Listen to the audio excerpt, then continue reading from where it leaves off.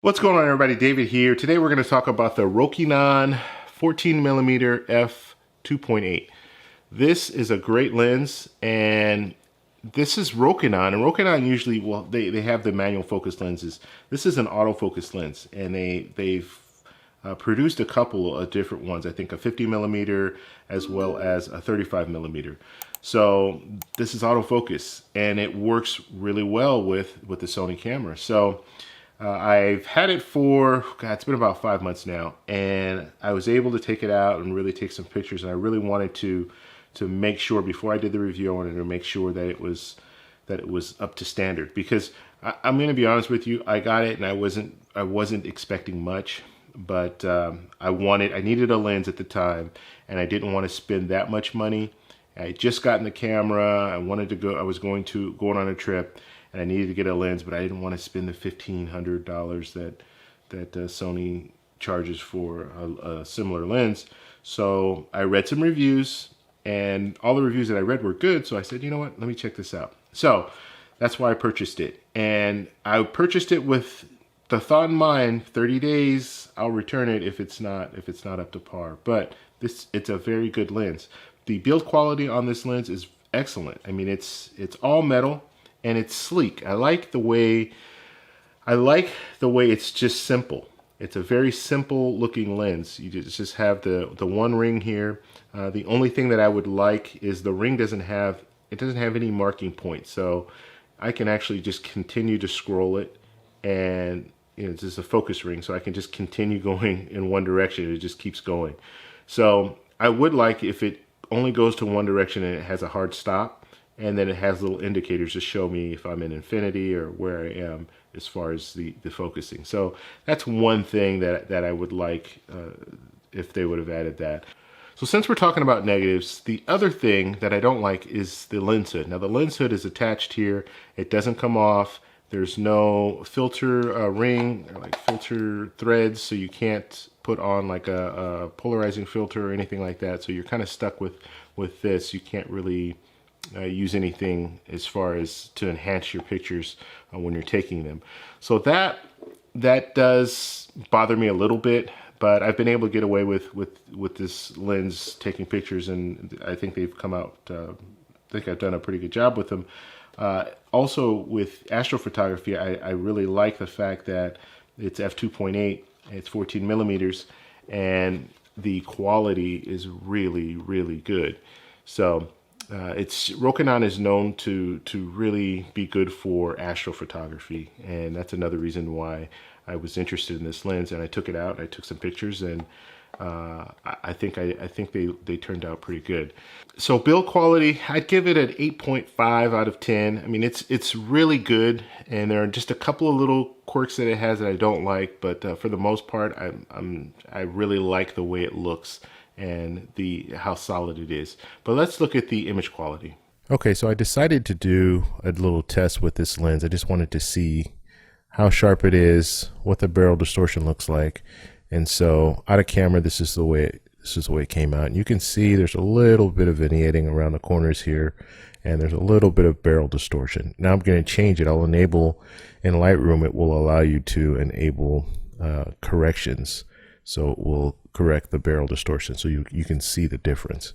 So if I do click the enable here, you can clearly see that there's some barrel distortion there, and it kind of fixed up the vignetting as well, if you look there. So there you go. So that's what you would have to do, and this is a simple, all it is one click in Lightroom to change or to fix it, so it's not that big of a deal. Wide angle lenses, you're usually going to have some type of barrel distortion. But more importantly, I want to know about the sharpness. So let's look at the sharpness. So this is f2.8. Let's zoom in here, and you can definitely see that it's not tack sharp. There's a little blur, and you can look at the numbers here and see that as well. Let's look at the corners and see what that looks like. Corners, it's a little fuzzier, so it's a little blurrier than the middle there. See a little bit of chromatic aberration happening there. So let's come out of that, and let's move to an f4. F4 in the middle here. It's going to take a second to load. These are 42 megapixel images. So Yeah, you can see it's a little sharper. I would not use this for a landscape shot though. And you can see the numbering there. It's a little better. Corners, we're looking at some more chromatic aberration. It's a little sharper. You can see the sharpness here. It's coming in. So let's back out of that and let's go to f5.6. So at f5.6, we are looking at, it's getting sharper. You can see the numbers are getting better, and I can see a little bit more here with the lines in the middle. What do our corners look like? More chromatic aberration. Corners are acceptable though as far as sharpness. Let's back out of there and go to f8. So at f8 you can see it's really getting there, getting sharper. You can see these lines have little teeth, looks like a little comb. And you can definitely see that the detail in the lines. So that's really good. Look at the corners here. More chromatic aberration here, reds and blues, and it is sharp. So if I'm going to use this lens, it's going to be at f8, or let's look at f11 and see what that looks like.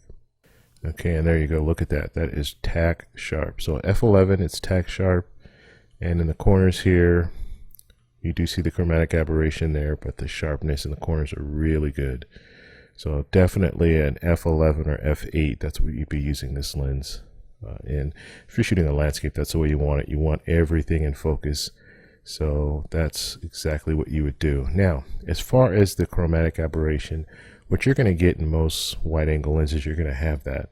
And the way you correct that, and I actually had it on here, this is even more. So this is the chromatic aberration, how it would look out of camera.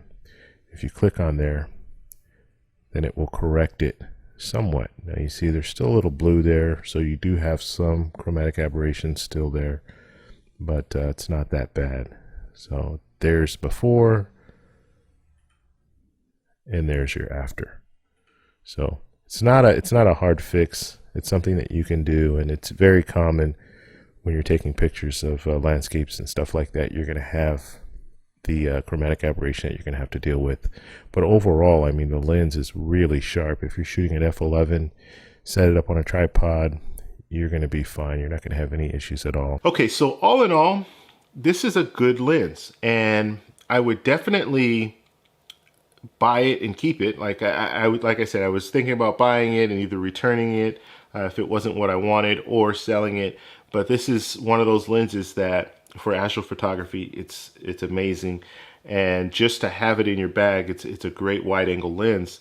And even if you want to shoot wide angle, but you want to shoot, let's say at night, and you have that f2.8 that you can drop it down to. So just it's really a pleasant surprise, and I'm very, very happy with the purchase. And let's talk about money now. Now this lens is, I believe it's about $600, and the equivalent in Sony is like 3 times as much.